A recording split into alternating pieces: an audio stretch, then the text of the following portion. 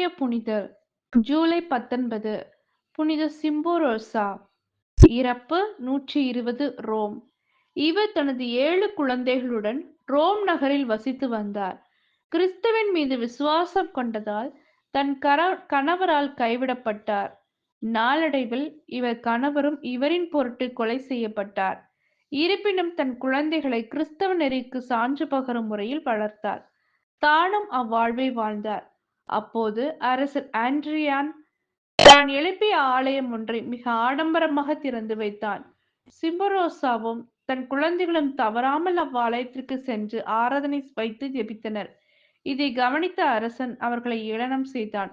உம் மன்றாட்டை கடவுள் கேட்பாரா இல்லையா என்று பார்க்க, உம் பிள்ளைகளை கொன்று அவர்களின் வழியாக எனக்காக ஜெபம் செய் என்று கூறினான்.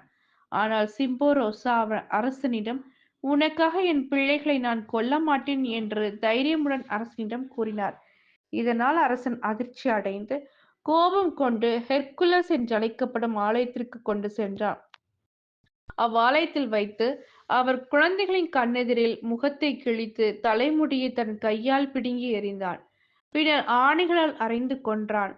தாயில்லா 7 குழந்தைகளையும் தன் விருப்பப்படி ஒன்றன் பின் ஒன்றாக கொன்று எரித்தான்.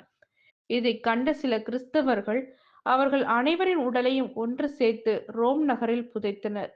சில வருடங்கள் கழித்து அவர்களின் கல்லறை மேல் 7 சகோதரர்கள் என்ற பெயரில் ஆலயம் எழுப்பப்பட்டது.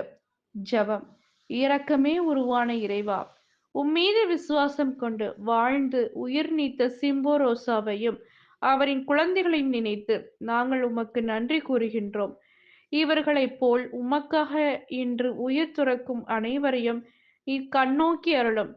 தன் உறவுகளை இழந்து வாடும் அனைவருக்கும் நீர்தாமே ஆறுதலும் தேறுதலுமாயிருந்து காத்திட வேண்டுமென்று இறைவா உம்மை மன்றாடுகின்றோம். ஆமென்.